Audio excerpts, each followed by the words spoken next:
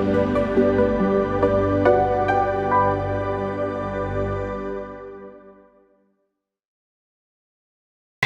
Edupers, Assalamualaikum warahmatullahi wabarakatuh. Aku Farida dan kamu lagi nonton Edupedia, solusi pendidikan untuk masa depan. Pernah gak sih kamu merasa berat hati buat berangkat ke kampus meski ujian udah ada di depan mata?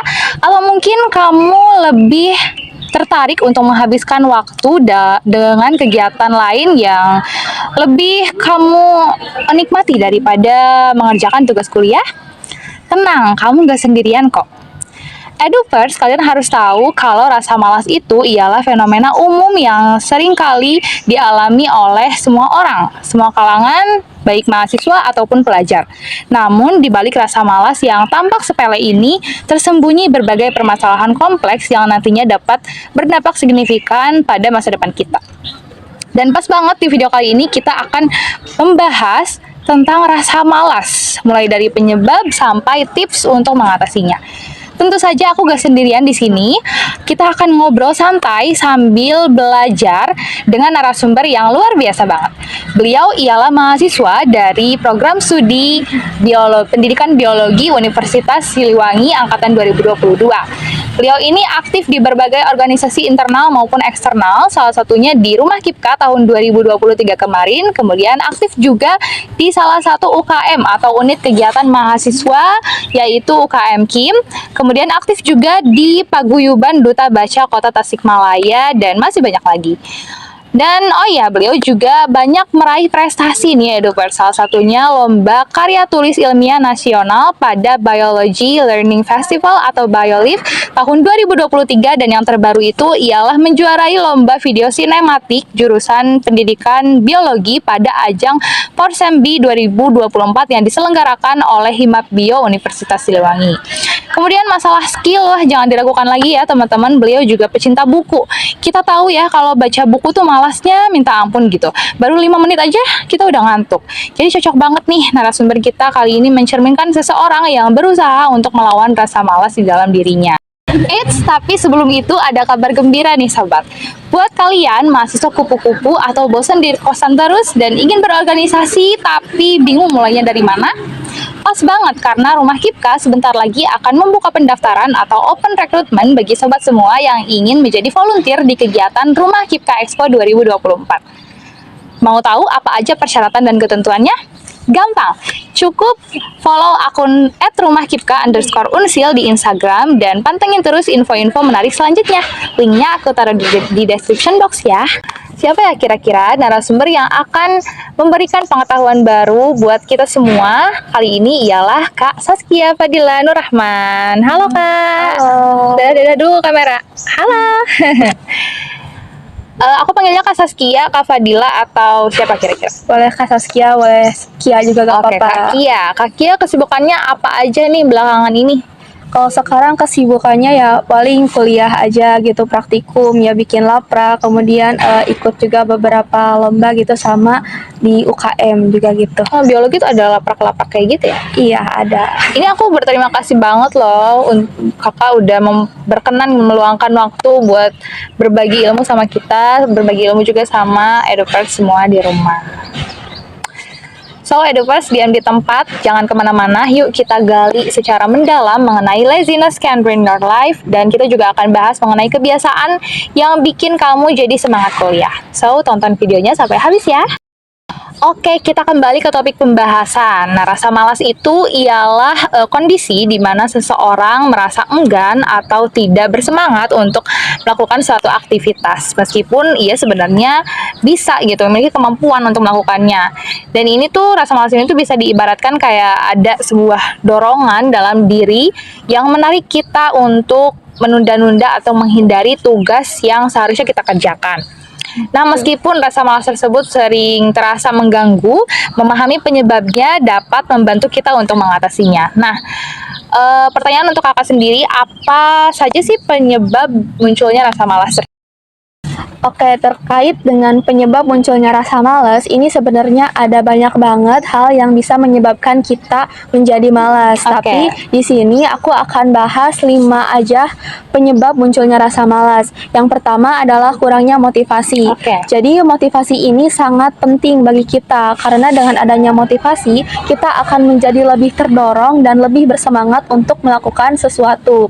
Beda lagi kalau misalnya kita nggak punya motivasi dalam melakukan sesuatu itu, mungkin kita akan melakukannya seadanya saja gitu. Kemudian yang kedua adalah nggak punya tujuan hidup yang spesifik gitu. Jadi dalam hidup ini kita harus punya tujuan hidup yang spesifik gitu. Tapi tujuan hidup yang spesifik ini bagi aku nggak harus selalu tujuan yang jangka panjang gitu. Kayak misalnya hari ini aku jadi mahasiswa, terus beberapa tahun ke depan aku pengen jadi dosen misalnya kayak gitu. Itu kan jangka waktunya panjang banget panjang banget. dan prosesnya lama sekali gitu. Jadi teman-teman bisa mulai menetapkan tujuan-tujuan yang spesifik gitu dan bisa dicapai dalam waktu yang dekat. Misalnya dulu pas maba aku itu pengen banget masuk biologi apresiasi gitu, masuk di Instagram Himapio Unsil gitu, karena lihat kakak tingkat atau teman-teman yang masuk ke postingan itu kayak keren banget gitu. Jadi dengan adanya motivasi dan tujuan hidup yang spesifik itu, aku menjadi lebih bersemangat untuk terus belajar dan juga untuk memulai aktif ikut lomba-lomba seperti itu. Tapi perlu diingat juga ketika kita sudah menetapkan tujuan hidup yang spesifik, ketika alhamdulillah sudah tercapai gitu tujuannya, kita harus membuat tujuan-tujuan yang lain lagi supaya bisa men-trigger kita untuk senantiasa berbuat lebih kayak gitu. Dan yang ketiga penyebab munculnya rasa malas adalah gaya hidup yang buruk. Jadi kelamaan scroll media sosial atau kelamaan nonton film atau drama ini bisa memunculkan rasa malas karena terlalu hanyut gitu, terlalu asik, akhirnya kita menunda-nunda pekerjaan hingga akhirnya males gitu. Kemudian yang keempat adalah kelelahan. Nah, kelelahan ini bisa berakibat pada munculnya rasa malas karena tubuh itu menjadi ingin istirahat terlebih dahulu gitu daripada melakukan aktivitas. Sebenarnya gak apa-apa, lelah itu kan hal yang wajar gitu ya, dan sudah sebaiknya juga kita untuk istirahat. Tapi kita jangan lupa kalau udah istirahat sebaiknya kita segera melakukan aktivitas yang lebih produktif lagi gitu, jangan ditunda-tunda. Oke, dan yang terakhir adalah kekurangan nutrisi, yang mana nutrisi ini kan penting banget ya bagi tubuh kita. Jadi dengan asupan nutrisi yang baik, asupan nutrisi yang cukup, maka itu akan memberikan kita energi supaya bisa beraktivitas dengan lebih produktif kayak gitu. Jadi penyebabnya itu kurangnya motivasi, terus juga tidak adanya tujuan hidup yang spesifik, kemudian gaya hidup yang buruk, kelelahan, dan juga kurangnya nutrisi. Ya, itu teman-teman ada semua tentang penyebab rasa malas itu bisa timbul. Nah, kemudian berbicara soal rasa malas, aku sendiri tuh terkadang merasa kayak rasa malas itu tuh memang datang karena personality aku gitu. MBTI aku tuh ISFP, ya ada introvertnya juga di depan, dan aku merasa kalau aku cukup kesulitan gitu untuk fokus ke hal-hal yang kayak membosankan atau hal-halnya tuh rutinitas kayak itu aja, dan lebih memilih untuk melakukan hal-hal yang aku sendiri menikmati itu gitu. Tapi aku pun di sisi lain merasa kayak kalau aku memaksakan gitu atau berusaha mengerjakan tugas itu, misalnya tugas-tugas kuliah itu pasti tugas-tugas itu pasti selesai gitu. Nah, apakah ada nih menurut kakak sendiri korelasi antara tipe kepribadian tertentu dengan kecenderungan untuk merasa malas? Oke, kalau menurut aku antara korelasi antara tipe kepribadian dengan kecenderungan rasa malas itu tidak ada korelasinya. Tapi di sini saya juga belum menemukan adanya artikel gitu yang bisa mendukung argumen aku gitu.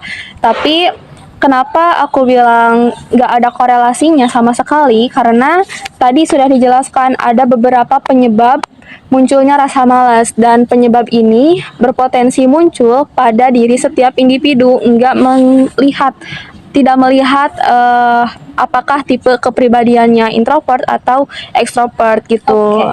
Gitu sih. Jadi tidak ada korelasi antara tipe kepribadian tertentu dengan timbulnya rasa malas, karena semua orang, semua kalangan itu bisa bisa ada gitu rasa malas dalam diri mereka gitu ya. Oke, tadi sempat di-mention tentang rasa malas juga bisa ditimbulkan dari kita sering sering menghabiskan waktu dengan bermain gadget. Nah, tentu di era digital ini ada tantangan-tantangan ya yang penuh dengan distraksi, dan kerasa banget aku juga sama kalau misalnya belajar tuh selalu aja ada godaan gitu mau main gadget sampai lupa apa yang kita kerjain. Nah, tentunya itu masalah serius ya, Kak. Lalu gimana sih Kakak sendiri memanfaatkan teknologi secara optimal gitu untuk meningkatkan produktivitas kakak dan mengatasi dampak negatif atau mengurangi dampak negatif teknologi dalam mengatasi rasa malas tanpa memperparah masalah. Oke, kalau dari aku sih suka install aplikasi Pomodoro, yang mana dengan aplikasi Pomodoro ini aku menjadi lebih fokus dan mengurangi distraksi-distraksi yang nggak perlu gitu. Jadi dengan aplikasi Pomodoro ini teman-teman bisa men-set timer 25 menit untuk fokus belajar, kemudian 5 menit untuk istirahat, dan begitu seterusnya gitu. Jadi ini membantu banget supaya kita bisa fokus belajar gitu dan nggak mudah terdistraksi. Kemudian yang kedua, aku juga install aplikasi to-do list dan juga Google Calendar juga. Ini bisa dimanfaatkan supaya kita bisa membuat list-list apa saja yang harus kita kerjakan baik dalam satu hari ataupun satu minggu dan untuk satu bulan ke depan gitu. Jadi dengan adanya aplikasi-aplikasi yang membantu ini bisa membantu kita supaya lebih terarah dalam melakukan aktivitas sehari-hari kita. Kemudian media sosial juga sebenarnya nggak selalu membawa dampak negatif ya, karena di media sosial juga ada banyak banget konten-konten yang edukatif, tidak hanya hiburan saja, tapi tergantung bagaimana kita mengelola media sosial kita. Kalau misalnya kita suka mencari konten-konten yang edukatif, maka nanti yang muncul akan konten-konten yang edukatif juga lagi. Ya, algoritmanya akan menyesuaikan seperti itu. Tapi kalau kita cari konten-konten yang hiburan saja, tentu saja nanti akan muncul juga konten-konten yang hiburan saja gitu. Jadi pintar-pintar kita untuk mengelola media sosial kita gitu. Oke, jadi kita kayak bisa dengan menginstal aplikasi pendukung ya, supaya kita lebih giat belajar, kayak aplikasi yang tadi disebutkan Pomodoro, To-do List, sama Google Calendar. Terus juga sepintar-pintar kita gitu, kitanya yang harus kayak tahu gitu mana yang baik dan mana yang buruk untuk kayak mengelola media sosial kita. Iya, betul. Nah, ketika ada penyebab, di situ pasti ada dampak. Nih, apa aja sih, Kak, dampak yang dapat ditimbulkan dari rasa malas?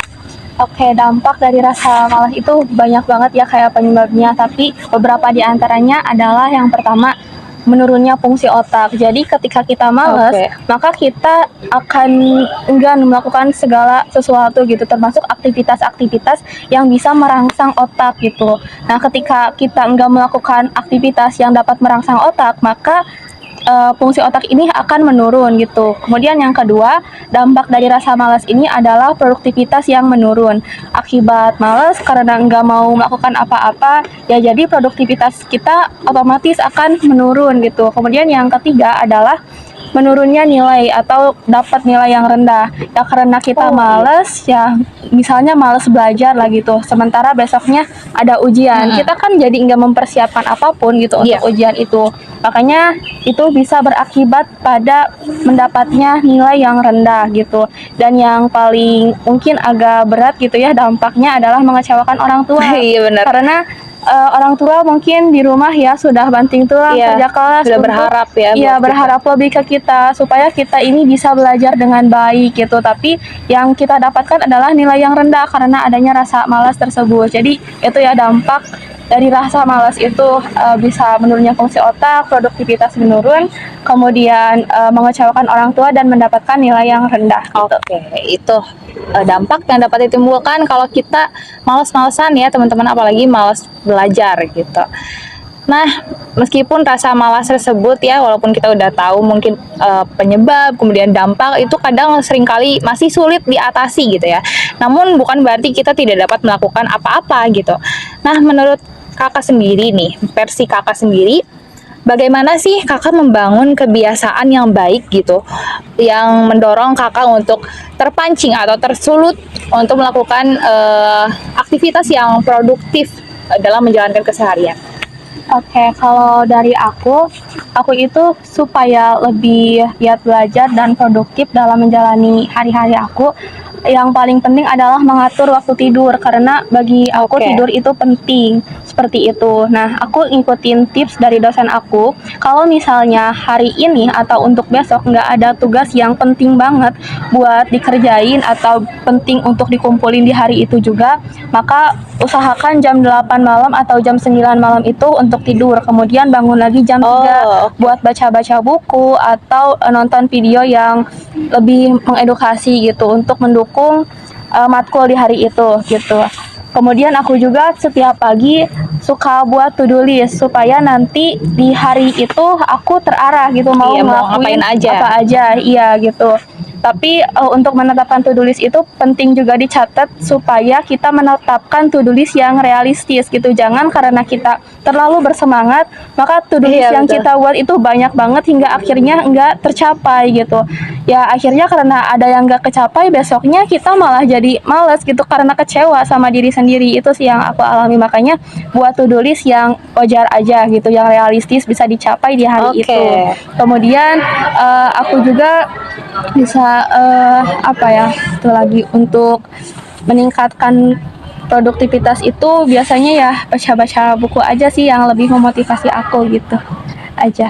Oke, berarti tadi bangun tidur lebih awal, Ya, bangun terus lebih awal. to-do list dan baca-baca buku. Oke. Oke, di luar faktor eksternal nih Kak, seperti beban tugas, apa sih motivasi intrinsik terdalam yang bisa membuat seseorang atau seorang mahasiswa atau seorang pelajar itu benar-benar terdorong untuk belajar dengan giat? Oke, motivasi intrinsik itu kan berarti di dalam diri sendiri Iya, ya asalnya. Di antaranya bisa dari rasa penasaran yang tinggi. Karena adanya rasa penasaran yang tinggi, yang mana itu kan ketertarikan alami yang asalnya dari dalam diri sendiri. Maka itu bisa mendorong kita untuk lebih giat belajar gitu. Karena kita penasaran nih untuk menggali ilmu pengetahuan baru.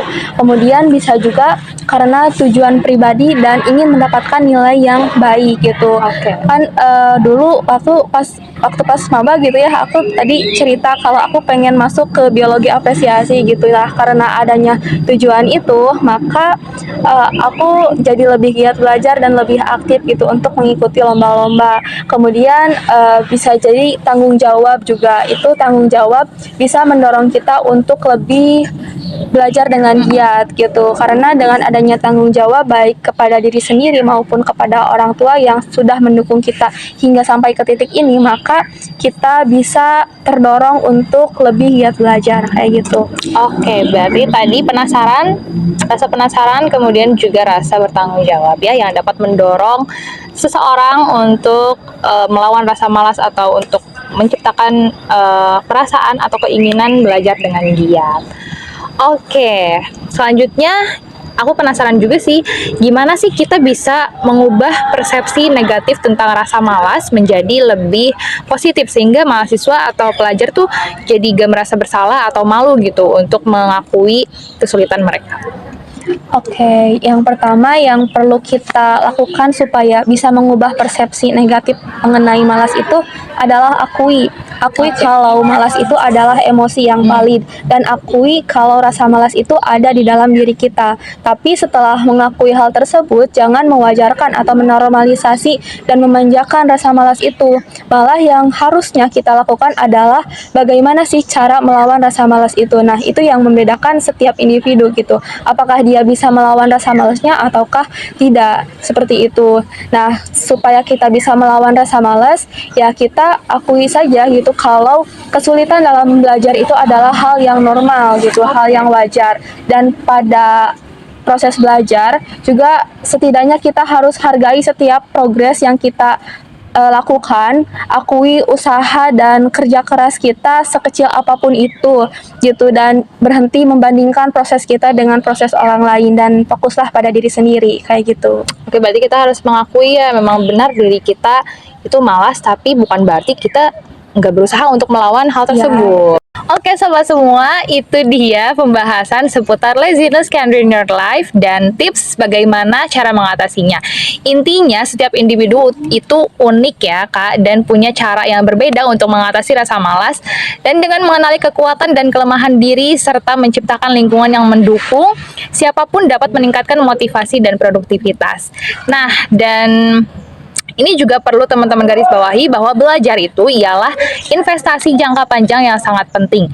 Nah, dengan belajar kita dapat mengembangkan diri, meningkatkan pengetahuan dan juga keterampilan, serta membuka peluang yang lebih luas di masa depan. Nah, oleh karena itu sangat penting untuk menghilangkan rasa malas dan menggantinya dengan semangat belajar yang tinggi. Oke, terima kasih buat edupers semua yang udah nonton sampai habis. Semoga sobat semua belajar hal yang baru dari video ini. Terima kasih buat Kak Saskia, Kak Kia yang sudah meluangkan waktu untuk berbagi ilmu yang luar biasa, insya Allah bermanfaat bagi kita semua. Terima kasih juga buat Edupedia Team yang senantiasa membantu dalam pembuatan video ini. Jangan lupa untuk klik like, komen, share sebanyak-banyaknya ke teman-teman kalian, subscribe dan aktifkan lonceng notifikasinya biar kalian gak ketinggalan kalau kita upload video baru. So, have a nice day. Wassalamualaikum warahmatullahi wabarakatuh. Bye-bye.